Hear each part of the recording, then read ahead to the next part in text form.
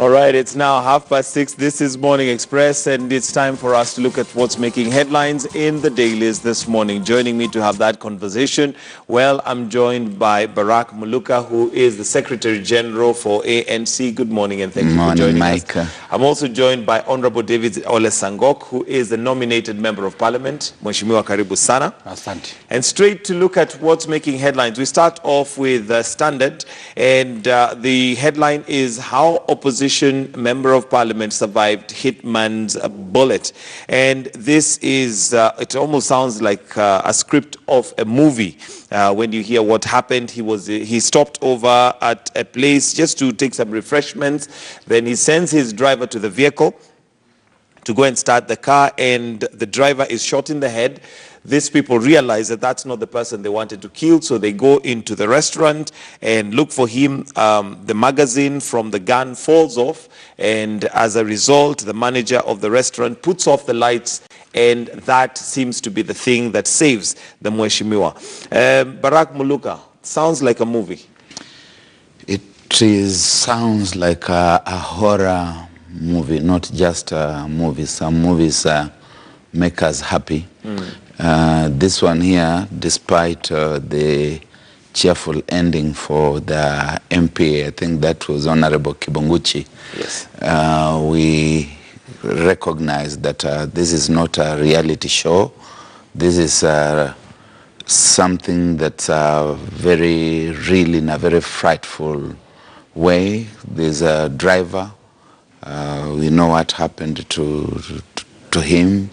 Now we do not know what's going to happen to Honorable Kibunguchy because the people wanted to take him out, did not succeed in taking him out for whatever reasons. I think we get very frightened, we ordinary mortals, when people who are enjoying some kind of protection do end up in that kind of danger. Then we must ask about the rest of the ordinary Kenyans. Absolutely. And Mheshimiwa, this is obviously something quite serious, given that if a member of parliament can be that much at risk, he literally survived with a whisker. That then leaves us wondering, what about the normal Mwananchi, the ordinary Mwananchi who does not have a bodyguard or even have a driver? You know, my friend Kitonga, what my brother Muluka have said, that it was a horror movie, but he said that it have a happy ending. Does not have an happy ending. Because at the end of the day, did not understand me. I said horror movies would often have a happy ending. This one does not. Doesn't. Because at the end of the day, we lost a Kenyan. And for me, I believe there is no VIP in terms of life. Every life in Kenya is very important. Whether you are ordinary, I don't know what you mean by ordinary. Ordinary is because you don't introduce yourself as I'm honorable so-and-so. Yes. If we were like you, we would say I'm ordinary Barak Muluka. No. But you say I'm honorable David Sangok. That is the distinction. Barak, I've never introduced myself as Honorable David Ole Sangok. You're the exception. I let the people honor me, but I cannot honor myself. How do you honor yourself? So anyway, we lost a Kenyan, and very painful. And how many Kenyans do we normally on daily basis, either through robbery, through gangsters, or even the attack of Al-Shabaab and terrorists? We have lost so many Kenyans, and that is why we call upon the government not only to concentrate on the investigation of the so-called perceived, in bracket, honorable members or VIPs, but to make sure that no loss of Kenyan life at any circumstances. All Kenyan lives are important. And my colleague, I really say sorry for him, and also mourn with the family of the driver, who was probably a breadwinner somewhere, a very VIP and honorable member probably. It was to his family. So we we really mourn with them. And, all right, and we hope that investigations are going to be put in place, yes, and the culprits, of course, brought to book. Honorable David Sangok says we appeal to the government, we get a little confused because he is part of the government. I appeal the executive. We have seen because him. I'm another arm of government. I've always asked the question, when we have members of parliament who come and also lament like we lament, then of course we are left wondering then what hope do we have? No, I'm appealing to the specific arm of government that is given the power and mandated by the constitution of investigation and of apprehending, because parliament is not given those. All right. And I know what Barack wanted to insinuate, that being a member of the Jubilee. All right, but that aside, there's also something else here that is interesting, and I'd like to hear your Sangok, starting with you. And it is on the front page, but the main story is on page 7 of the Standard, and this is to do with Waitito's comments. And well, he says that the rivers should be moved. Of course, on social media, it caused a lot of conversation. But according to Waitito, they divert the city rivers instead of demolitions. Your thoughts on that? Probably what Waitito said was taken actually out of context. Really? And have you watched the clip? Yes, I've watched the clip. You've watched the clip? And I've watched severally, although there is some edition, there are some edited version. But the real version is that Waitito, what he meant, I know he's a learned person, what he meant was that some of these buildings and the so-called riparian areas that so-called? Yes, I'm saying the so-called, From Maasai land? From let us so-called? Let us be realistic, my friend. If you come with emotions, an investor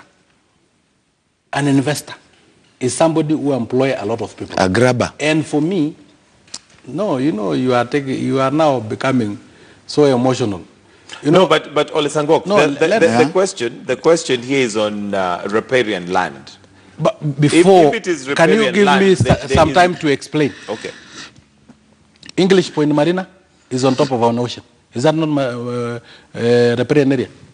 United Nations headquarters in New York is 0 meters from River Amazon. Yeah, but have they done it in an abusive manner like we have done here? Let us not just pretend 15 meters or 13. Oh, my friend. What Waitito meant was that let us go to the real culprit. And the real culprit are, first of all, the people who issue allotment letters or title deeds. Secondly, the county government of Nairobi, which have been collecting taxes on rivers, because I don't think rivers pay taxes, but they have been collecting land rates and taxes from rivers. Let us go to the government officials, because if we deal with the investors, first of all, we'll scare away the investors. Secondly, these investors will not know which title deed is genuine, which one is school compound, which one is on riparian area. As far as NCA have approved the construction, NEMA had collected some money from that construction and they had approved that construction, they will still issue some riparian areas to other individuals, to other unsuspecting investors. So once we handle NEMA, handle NCA, that they should first of all be apprehended, because they belong to committee. They don't belong to. Okay. Yeah. Barack Muluka, First of all, Mike, this headline here is embarrassing. You don't put full points on headlines. And I think the editors upstairs need to do something about this. I don't know who the sub-editors are. For that. Yes. Although mine is different. Yeah, carry on. Mine is different. So we must begin there. Yeah, we are editors and we must point out things of that kind. You don't put full points there. But that having been said as a little aside, first, Honorable David Sangok should know that there's nothing wrong with being emotional about what is happening to the streams. if you do not have emotions, you do not have feelings about what we are doing to the environment, then we are in trouble.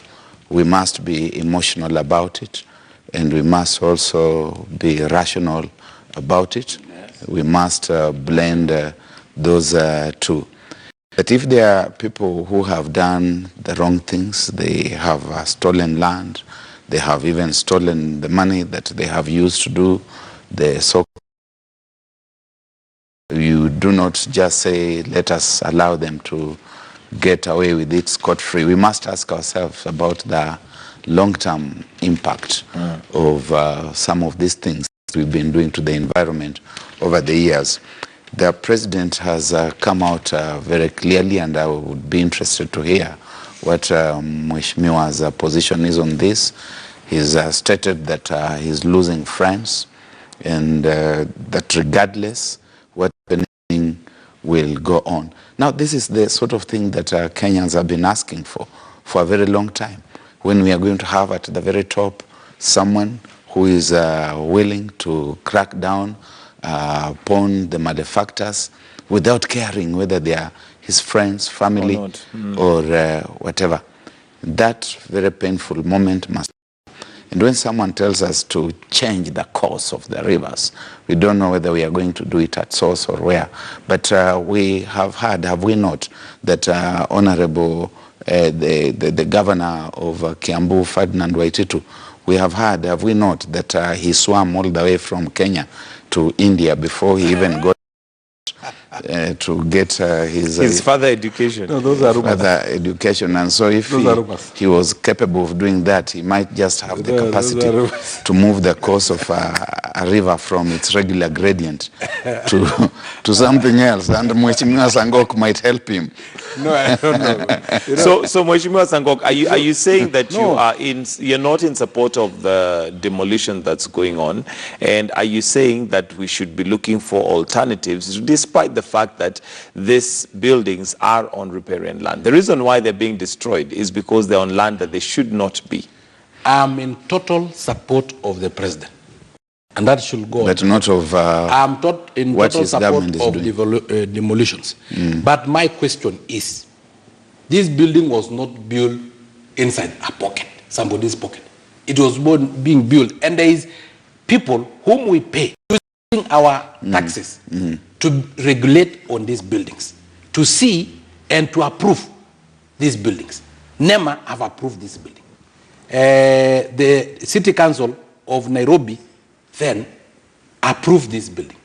They had issued licenses to these buildings, to these traders, innocent traders, who have just seen a mall, and you rent the mall, put all your investment there, put a chemist there, and this chemist is being brought down. Your hard-earned cash have been brought down simply because somebody somewhere built on a riparian area, use corruption ways to get the land, or somebody else used corruption ways, got the land, got the allotment letter, which I'm sure, Gitonga, you may be having a title deed at your home.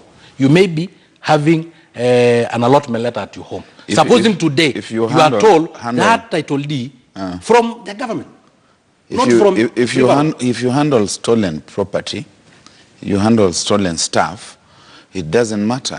You bear the consequences. That is why you do. So we follow all the thieves. That is why up to the original thief. You are no longer rational. Up to the person. Becoming emotional. Yes, because I've got to be emotional about this. This guy is not a thief.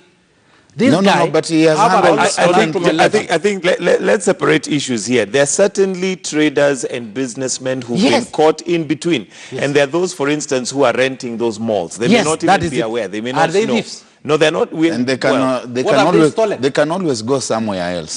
There is no problem of going somewhere else. But they're given notice. In the chemists are being destroyed.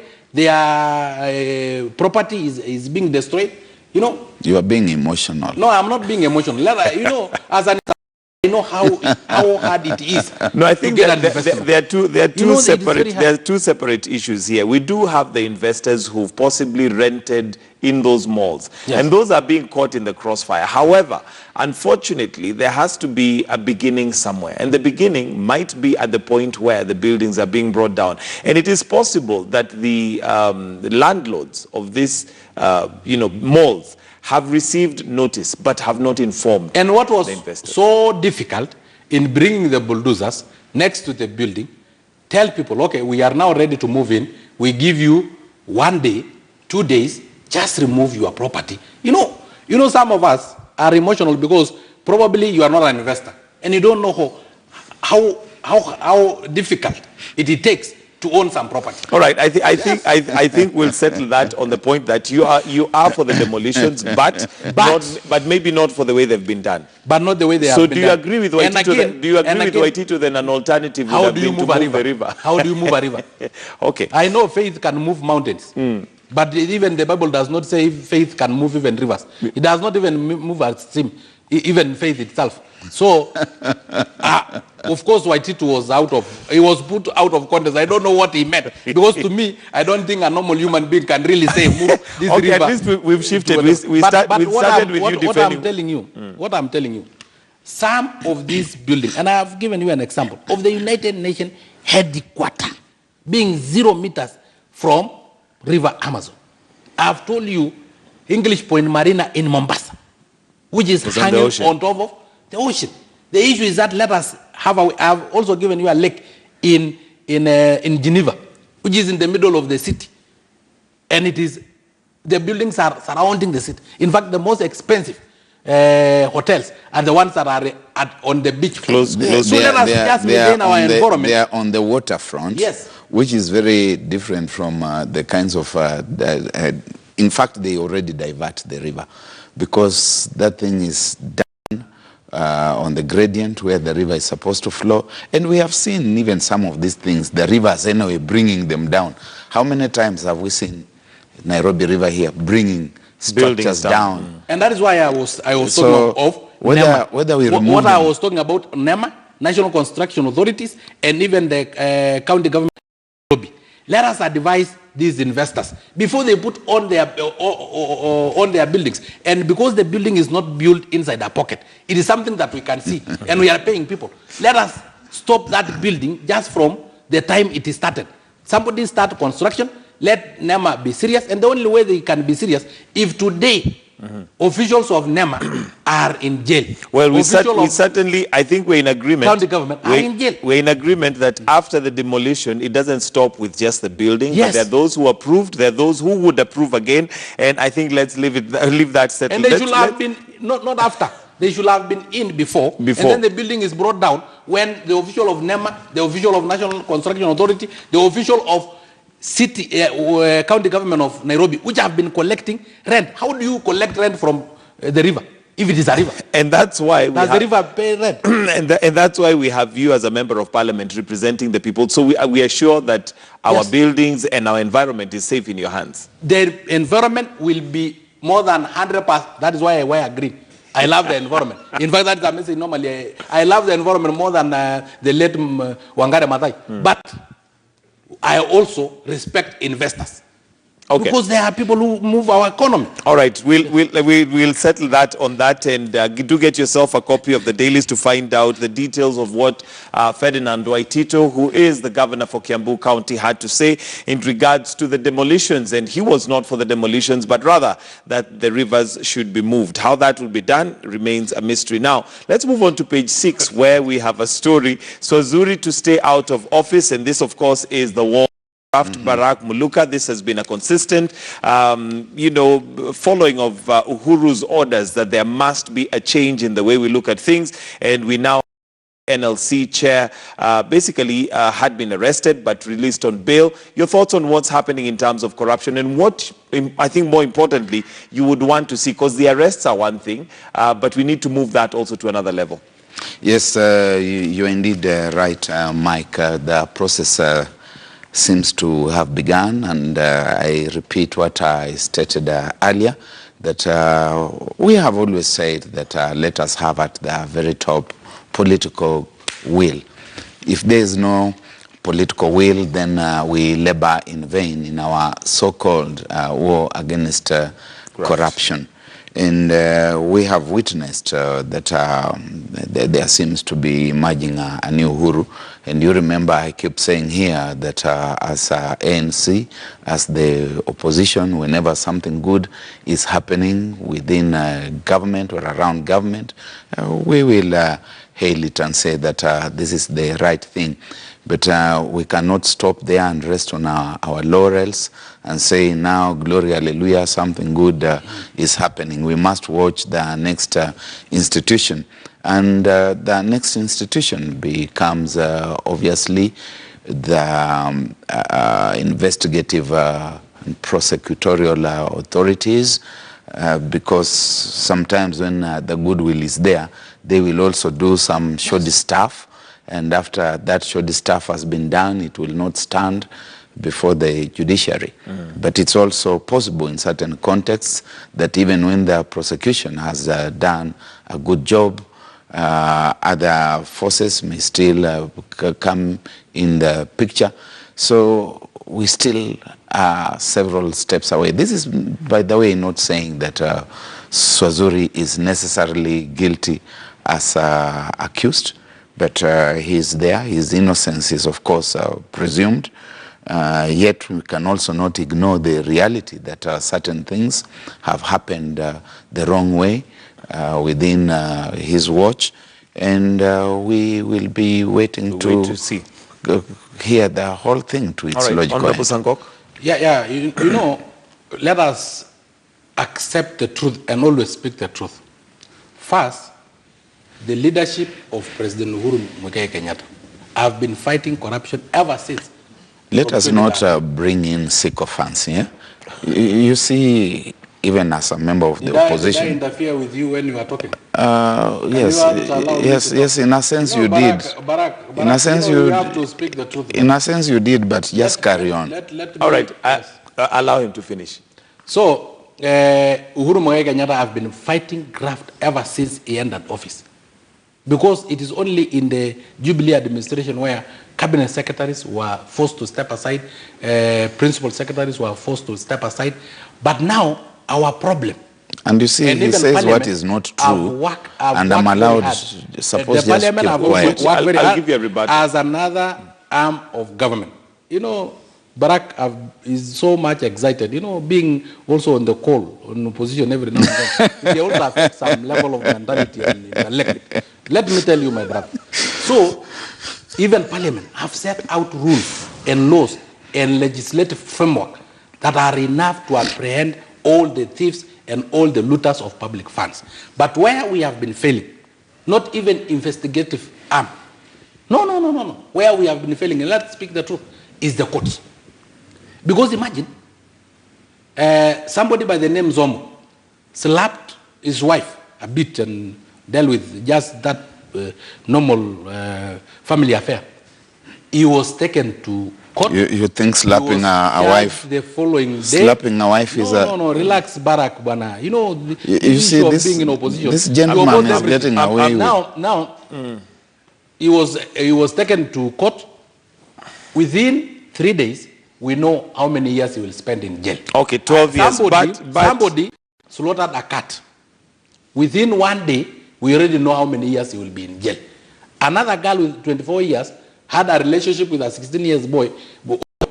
I don't know how the evidence was gotten, but he is in jail. We know how many years he will spend in jail. And the judiciary will now come and blame weak evidences, weak whatever, when there are people, billionaires, the big fish, who have stolen billions of money. What is my assumption? Is that the guy who slaughtered a cat does not have money to share with our courts. But the guy who has stolen billions of Kenyan shillings have money to share with our courts. They don't have enough evidence. It's so difficult with Maraga and the whole judiciary ordering for bank statements of NYS thieves. All right. And you'll automatically allow me to pause you there because we need to release our KTN Home viewers. Time is fast spent, but we'll still continue with this conversation right here on KTN News. But for now, we'd like to release our KTN Home viewers and say goodbye. But those of us on KTN News, we continue with this conversation. We take a look at the weather as we take that break.